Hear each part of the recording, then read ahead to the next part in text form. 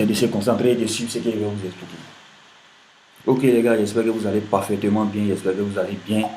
C'est de se concentrer un peu sur ce que je vais vous expliquer. Ici, c'est de comprendre et de savoir et d'admettre la SMV stratégie qu'on va vous expliquer et qu'on va vous montrer. Je vous ai dit dès le départ que je vais commencer à faire des vidéos en max sur cette chaîne. Donc, raison pour laquelle vous êtes focus, vous êtes concentré. Aujourd'hui, on va maintenant aborder les différents modules de la stratégie. Je voudrais un maximum de votre attention pour que vous soyez captivé, concentré. Pour tous ceux qui veulent apprendre véritablement à faire de l'argent en trading, concentrez-vous et suivez bien les choses de telle sorte que vous soyez apte avec cette stratégie-là qui véritablement fait des exploits extraordinaires sur le marché. Je vous dis encore, c'est la meilleure stratégie au monde pour comprendre le marché qui est ici en train de vous détailler là. Les gens ont tendance à sous-estimer ce qui est gratuit, et du moins, ouais, ce qui est gratuit, et prioriser ce qui est payant. C'est pourquoi aujourd'hui, je vais vous amener à changer ce mindset-là et d'adopter cette nouvelle mindset, ce nouveau mindset. Moi, je fais déjà de l'argent dans ce domaine, il n'y a pas besoin de l'argent de formation de quelqu'un. Vous voyez même que dans mes descriptions, il n'y a aucun lien d'affilié ou quoi que ce soit. Donc, raison pour laquelle, soyez concentrés pour que vous puissiez avoir et vous transmettre cette stratégie-là. En fait, c'est de la valeur gratuite que je vais vous donner. Mais pour cette valeur gratuite-là, il y a quelque chose avec tout qui est simple. Vous devez liker, abonner, et vous abonner du moins, commenter. Pour que sachiez véritablement vous êtes là, vous êtes dévoué à véritablement apprendre. Mais si sans qu'il y a une baisse de ce niveau-là, moi je vais totalement arrêter la chaîne YouTube parce que j'ai décidé de reprendre la chaîne YouTube en main et d'aider un maximum de personnes. Mais si quelqu'un ne réagit pas ou ne fait pas certaines choses, moi il bloque tout, il arrête tout et puis voilà, il m'arrête. Donc vraiment, voilà les différents modules. Voilà le premier module qu'on va voir aujourd'hui. Donc concentrez-vous et prenez des notes, asseyez-vous, prenez vos popcorn, quoi que ce soit, en tout cas, soyez relax. Et let's go, on va commencer. Donc voilà l'introduction des choses, on dit introduction à la SMV. Les gars, c'est la meilleure stratégie au monde. Donc on dit quoi? La SMV stratégie est basée sur les mouvements des big boys. Les big boys c'est qui? C'est les manipulateurs du marché, c'est ceux qui utilisent les robots de haute fréquence pour manipuler le marché. Si vous ne savez pas, le marché le marché bouge grâce aux algorithmes. C'est les algorithmes qui font bouger le marché. Donc ce n'est pas l'homme qui fait bouger le marché. Ce sont les algorithmes qui font bouger le marché. Donc ces algorithmes-là, c'est ceux qu'on appelle les big boys. Et ce sont ceux qui sont responsables de gros mouvements dans le prix. Donc c'est pourquoi vous devez être focus et concentré pour que nous on puisse suivre ces big boys là. On dit on attend les confirmations optimales en HTF et en lower time frame avant de prendre position. C'est comme ça la SMV stratégie, c'est comme ça on fait. Focus sur les 4 lois de la SMV stratégie, c'est les 4 principales lois. C'est ça? Vraiment en fait mon français est un peu éclaté tout ça. On dit première loi, la structure. Deuxième loi, l'offre et la demande. Et troisième loi, la cause à effet. Et la quatrième loi, c'est la liquidité. Donc, toutes ces lois-là, il va vous apprendre. D'abord, le premier module, on va commencer sur la structure des marchés. C'est sur ça qu'on va commencer les choses. Les règles de la stratégie sont très simples. Vous risquez seulement un max, 1% max par position ou 0,5% par position. Le risque ratio minimum pour cette stratégie, c'est RR de 7. Donc, tu risques 1% pour aller viser 7%. C'est le RR minimum. Il n'y a pas de RR de 2 ici, il n'y a pas de RR de 4 ici, il n'y a pas de RR de 5 ici. Si tu n'as pas une opportunité qui t'offre minimum RR de 7, l'opportunité ne vaut pas la peine d'être prise. Raison étant, vous devez respecter les règles à la lettre. C'est ça qui va vous rendre rentable en fait. Le stop maximum accordé sur la stratégie, c'est 15 pips maximum, les gars. Vous devez avoir un stop maximum de 15 pips. Un stop loss maximum de 15 pips. Si toi, tu t'en prends un stop loss qui vaut plus de 40 pips, tes risques et périls, les gars, c'est pas nous véritablement qui sommes responsables. Nous, on t'a dit d'utiliser ici avec un stop loss de 15 pips. Donc, le stop de 15 pips max sur le gold comme sur tout autre marché. On continue les styles. Voilà les autres. Donc, voilà, on commence sur le module 1. Le module 1, on dit quoi? Dans notre stratégie, la structure est primordiale. Elle va être tout simplement notre indicateur directionnel. Les gars, nous, on n'utilise pas d'indicateurs, on n'utilise pas des RSI, des stochastiques, je ne sais pas comment on dit ce nom encore. Hein? De moyenne mobile, on n'utilise pas tout ça. Nous, notre indicateur principal, là, c'est quoi? C'est la structure du marché. La structure du marché. Si tu sais la direction que le prix prend, alors il te sera facile de naviguer avec les big boys dans les mouvements. Donc, on dit quoi? Une bonne lecture de la structure va permettre de connaître ou si on surfe les 80%, le move des 80%, qui est le move de la continuation des tendances, ou le move des 20% qui est le move de la correction des tendances. Voilà. Donc nous, on peut surfer dans la continuation des tendances si on a une tendance baissière, ou soit dans les 20% qui sont la correction ou les rétracements des tendances. On peut surfer les deux moves. mais c'est de comprendre c'est lesquels moves on surfe au juste. Trois types de structures sur le marché. On a trois types de grandes caractéristiques de structures sur le marché. On a la structure bullish, on a la structure bearish et on a la consolidation. On se stabilise nous sur trois formes de structures. Voilà. Et on a trois types de BOS dans ce marché-là, sur les différents marchés. Trois types de cas sur les structures. On a les BOS qui sont les BOS classiques ou BOS changement de tendance qu'on va voir. Et on a les BOS qui sont les BOS trap et on a les BOS de continuation. Donc BOS de continuation de tendance ou BOS trap ou soit BOS de changement de structure. Ce sont seulement que les BOS qu'on voit. Ok, donc on commence la structure de marché. Let's go les gars, focus. Donc la structure de marché elle est simple. C'est de savoir comment est-ce que le prix est en train de bouger. Il va dans quel sens? Il est en tendance haussière ou en tendance baissière. Donc première structure c'est la bullish structure, la structure haussière. On est dans la structure haussière, il faut des hauts de plus en plus haut. Donc c'est qu'on appelle higher high. Et des bas de plus en plus bas qu'on appelle higher low. Les gars, vous devez comprendre quelque chose de très simple. Si vous avez une structure de marché qui est comme ça. Attends, je vais chercher mon pinceau. Si vous avez une structure de marché qui est comme ça. Attendez.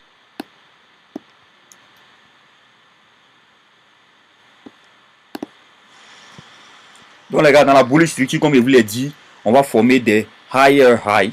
Les voici. Et des higher low. Donc on sera en train de faire des higher high et des higher low. Donc c'est ça en fait la bullish structure. Donc higher high ici et higher low. Vous devez véritablement le voir avec les yeux.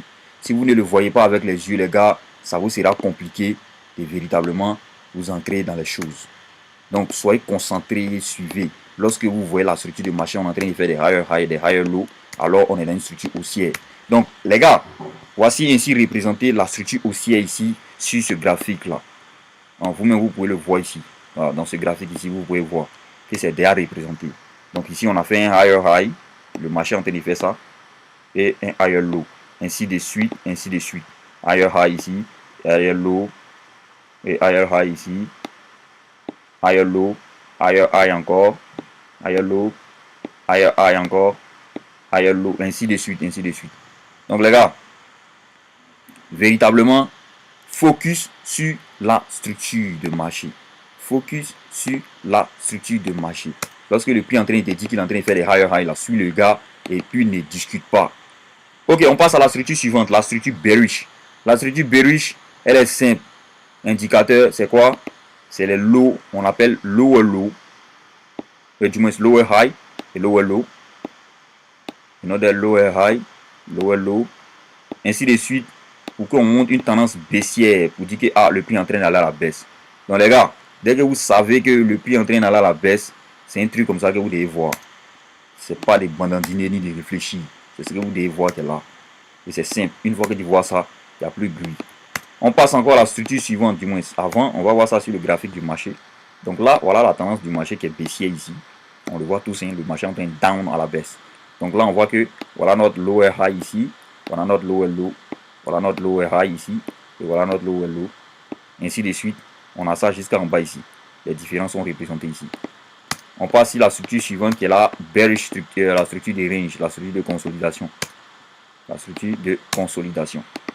Donc, dans la structure de consolidation, le prix il est bloqué entre deux ranges, entre deux niveaux ici. Il est bloqué entre lower high, ou soit un higher high, et un higher low. Ou soit un lower low et un lower high. Donc, le prix va être bloqué entre ces deux niveaux-là. C'est-à-dire, il va ne faire que du surplace, il ne va rien faire. Voilà, vous-même, vous voyez la structure de consolidation sur les marchés. Même si vous n'êtes pas un SMP trader, mais quand même en trading, vous connaissez ce qu'on appelle la structure de consolidation. Le marché ne bouge pas, il ne fait rien en fait. Donc, dans cette phase de structure-là, nous, notre objectif serait simple. On doit observer cette consolidation-là et voir vraiment est-ce qu'il n'y a pas de biais.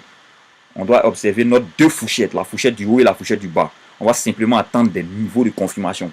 Est-ce que le prix part en cassure sur ce premier niveau-là ou soit il va casser le deuxième niveau. En fonction de ça, nous, on pourra se positionner. Et c'est là qu'on va avoir des gros risques reward, les gars. Des gros risques reward. Donc, voici ça sur le marché réel. Fourchette du haut, fourchette du bas. On était bloqué entre un higher high et un higher low. Le marché faisait du place entre ces deux niveaux-là. Voilà, le marché faisait du place entre ces deux niveaux-là. Je vais absolument rien. Voilà. faisait absolument rien, il faisait ça seulement, comme ça. Donc nous, notre objectif c'est d'observer ça.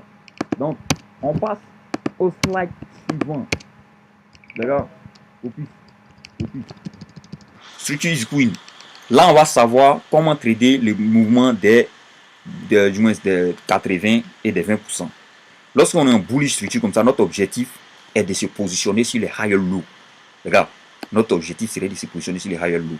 Quand on se positionne ici, le marché ne va pas venir nous chercher. Si on se positionne ici, le marché ne va pas venir nous chercher jusqu'à ce qu'il décide de changer sa structure. Donc, tant qu'il ne décide pas de changer sa structure, nous, on est toujours sous les higher lows. On peut aussi, ça, si on se dit que sur la structure, les bullish, on se positionne sur les higher lows, donc on est dans les 80%. On peut aussi suivre les 20% qui sont dans la bearish structure. Du moins, on peut suivre le mouvement. Du moins, dans la bearish structure d'abord. Notre objectif dans la bearish structure serait de se positionner uniquement que sur les lower high. Quand on se positionne sur les lower high, le marché ne va pas venir nous chercher jusqu'à ce qu'il décide de changer sa structure baissière. Voilà, c'est comme ça. Maintenant, ça c'est les 80%. C'est comme ça. Quand on suit le mouvement, ça c'est les 80% qu'on surfe. On peut aussi trader les 20%, c'est-à-dire les retracements. Donc, le sens contraire du marché, quoi. On peut trader les higher high, si on est en tendance haussière. On peut trader les higher high, c'est-à-dire vendre le marché ici. Mais tout compte fait, on doit se mettre en tête et à cœur que le marché il est haussier. On doit privilégier les 80%, se positionner sur les higher high. C'est cela qu'on doit prioriser. Mais on peut trader le move des 20%, c'est-à-dire les retracements qui se font. On peut les trader. Voilà, les petites ventes là. Aussi, dans les tendances baissières aussi, on peut aussi se positionner sur les low pour chercher les petits retracements qui se font en hausse là. Voilà. Mais notre objectif serait de se positionner ici, qui est la tendance majeure. C'est là où on va vraiment durer dans le marché. On va faire vraiment beaucoup d'argent. Ok. Donc ça fait appel à un concept qu'on appelle le hedging concept. Le hedging concept, c'est quoi? C'est de se positionner en même temps sur le move des 20%, des 80%. Et en même temps de se positionner sur le move des 20%. Mais tout compte fait, on doit garder à l'idée. Tu es en train de trader une impulsion et en même temps un retracement. Dans ton esprit, tu dois comprendre quelque chose. Dans ton esprit, tu dois savoir le move que tu es en train de trader là. C'est quel move? Le move des 80%, c'est lui qui va durer. Donc c'est ce mouvement que tu dois considérer. Et de ne pas s'attarder à maintenir une position qui sont sur les 20%. C'est-à-dire que c'est ça qui est ton focus. C'est ce mouvement des 20% que tu t'es positionné sur un retracement. Et c'est là qui est ton focus. Tu ne calcules même pas que le move des 80%, là, on doit se positionner là-dessus, que c'est lui qu'on doit prioriser. Sachez véritablement savoir la dominance, le marché, la structure dominante. Et prioriser les 80% sur cette structure dominante. Voilà, par exemple, une position qui a été prise, vous voyez les niveaux de stock, très petits. C'est pourquoi je vous ai dit, c'est une pépite question que je vais vous montrer ici. Si tu n'es pas concentré, tu n'es pas focus, tu ne vas pas comprendre cette stratégie et tu ne vas pas savoir de quoi il est question. Tu vas rater, tu vas rester en train de faire les stratégies de trend line, support, résistance. Bon, ça, mon technique a commencé à changer lorsqu'il a commencé à comprendre cette stratégie-là. Parce qu'un seul trade qui passe, ça rattrape toute ton année de trading, ça rattrape tout ton mois de trading. Il était garanti quelque chose. Ça, c'est des RR de 40, les RR de 100, les RR de 200. C'est possible. Tout ce qui n'est pas possible pour vous est possible pour nous. Donc, les gars, soyez focus. On continue. Le concept de la structure queen, la structure mineure et la structure majeure. La structure mineure, c'est quoi? Et la structure majeure, c'est quoi? Les gars, vous voyez les ronds jaunes là. Ces ronds jaunes là sont la structure majeure du marché. Voilà, les ronds jaunes là, c'est la structure majeure du marché. Voilà, ce qu'il y a dessiné là, c'est la structure majeure du marché. Maintenant, les moves qui vont se passer entre le higher, le lower, du moins, se passant en tendance baissière là. Donc, le move qui va se passer entre le lower low, le lower high qui est ici. Hein, les gars? Le move qui va se passer entre le lower low, du moins ce lower high là, et ce lower low là. Et ce lower low là. Tout ce move qui va se faire entre ces deux niveaux là, c'est cela qu'on appelle la structure mineure de marché. Donc voilà la structure majeure encore.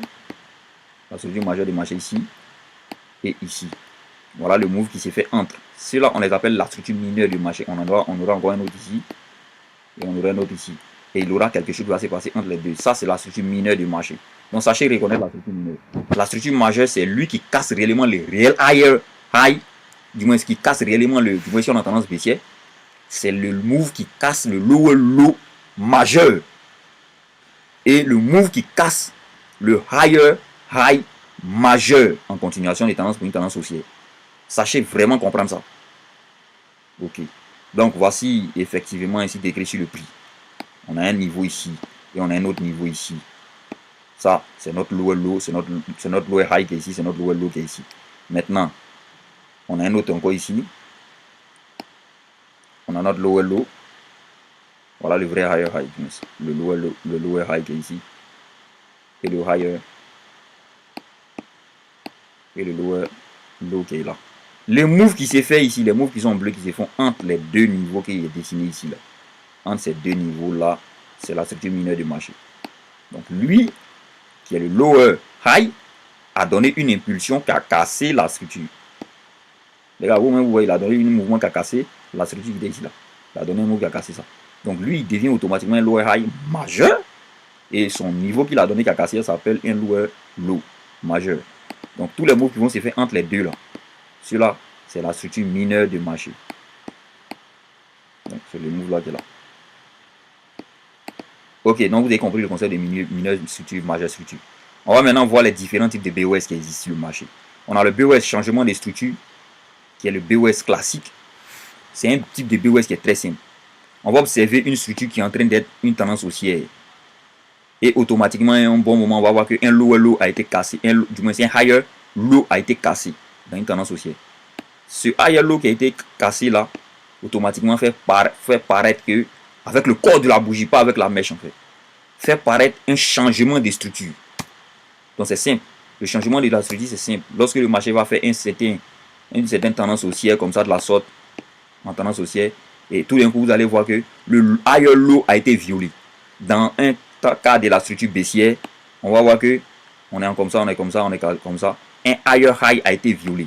Ce higher high qui a été violé a fait appel à une cassure de structure. Donc les gars, sachez comprendre.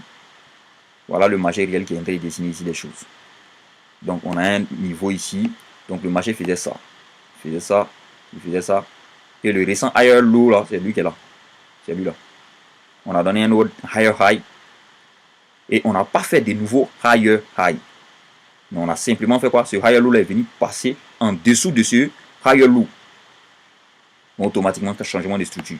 Il va retracer et on va partir pour une tendance baissière. C'est tout. C'est la même chose que pour la tendance haussière. Et on a aussi le BOS de continuation. Le BOS de continuation, c'est simple. C'est un BOS qui est dans le sens de la tendance. C'est-à-dire, on va casser la structure dans le sens de la tendance. Si on a une tendance haussière, on va casser tous les higher high là. C'est-à-dire que si tu vois un mouvement qui casse les higher high, c'est simple. Il est en train de faire un BOS de continuation. C'est tout. Donc voilà le marché qui est en train de le faire. On fait ça. On casse un higher high. Alors continuation. On casse un higher high, alors continuation. On casse un higher high, alors continuation. Donc c'est ça on appelle BOS de continuation. Maintenant le BOS trap, c'est quoi? Le BOS trap c'est simple, c'est fait pour piéger les gens qui ne se focalisent pas réellement sur la structure du marché. Ils ne regardent pas ce qui se passe à gauche de leur graphique. Ce qui se passe à gauche de ton graphique va te montrer ce qui va se passer à droite de ton graphique. C'est-à-dire quoi? On peut avoir un niveau d'ordre ici, un niveau d'offre ici, hein? Un niveau d'offre ici. Et le marché, qu'est-ce qu'il fait? Un niveau d'offre ici. Et le marché, qu'est-ce qu'il fait? A fait des BOS de continuation. Ok. BOS de continuation. Ok. BOS de continuation. Hein? Il fait des BOS de continuation. BOS de continuation. BOS de continuation. BOS de continuation. Donc, toi, tu vois ça. Tu dis, ok, c'est parfait. Donc, il attend le prix ici. D'après les SMC Trader. Si c'est order block là. Il attend le prix ici. Le prix va revenir ici. Alors, il va chercher confirmation ici pour aller acheter le marché. C'est très bien. C'est parfait. C'est parfait. Mais ça va marcher dans un cas. Ça va marcher seulement, uniquement que dans un certain cas. Regarde principalement ce qui se passe ici. Toi, tu as posé ton ordre ici. Ok, il n'y a pas de problème. Tu as bouffé. Ah, BOS, tu as bouffé.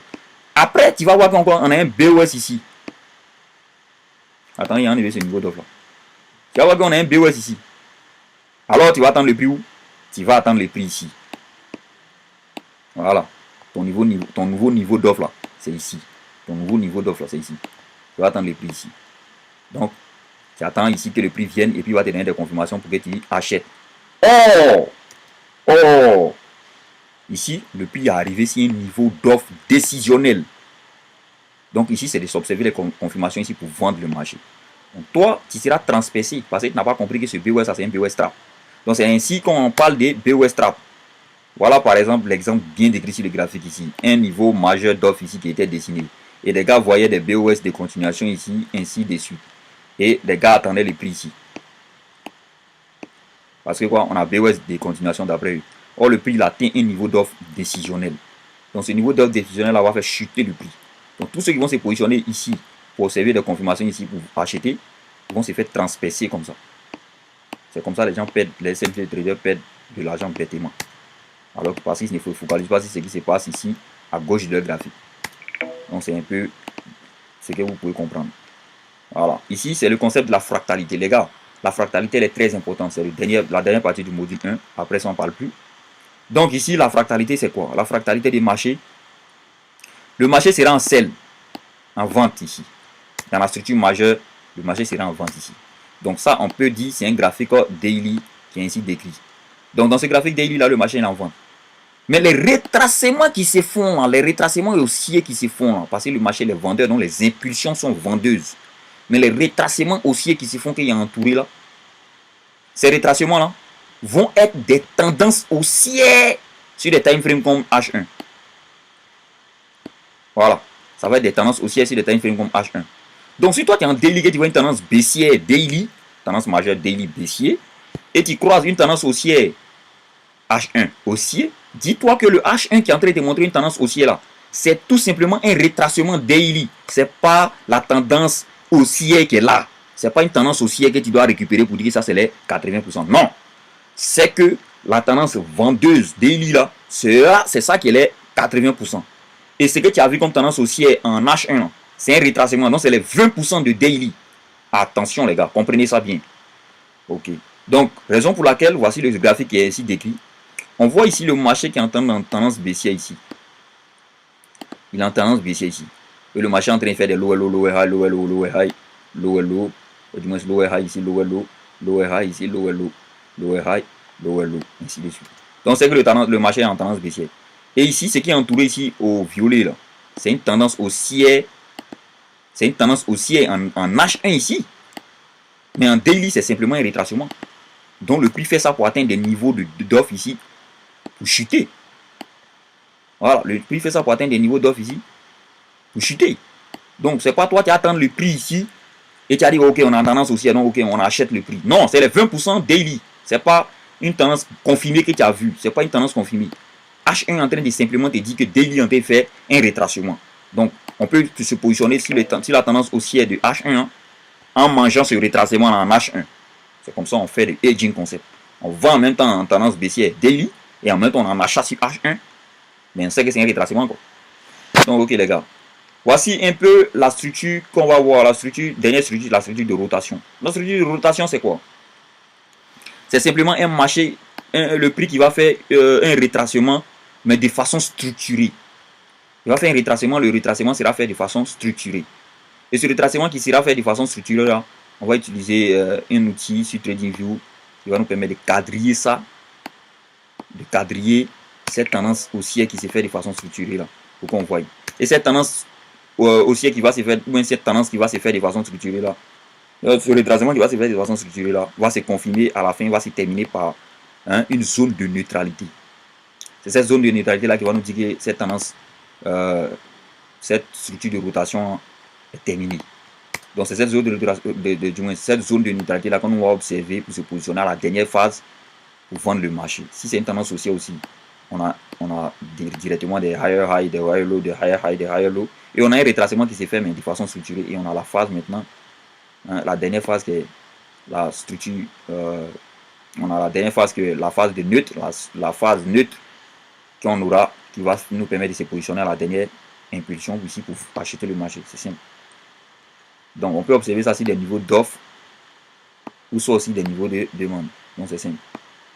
Le marché qui va faire une baisse ici de façon structurée, il va maintenant nous montrer la zone de neutralité. On va se positionner sur des niveaux ici pour acheter, ainsi de suite ici pour vendre. Voilà, donc ici les gars, voilà la formation du module 1 qui est fini. Demain on va faire sortir la dernière, du moins le module 2 de la formation qui sont les différents types de bougies. Donc soyez concentrés, soyez connectés à cette chaîne là, restez abonnés. Si tu ne restes pas abonné, tu rates tout. Donc, c'est un peu ce qu'il voulait vous dire. Donc, merci les gars pour avoir suivi la vidéo. On se dit à tout.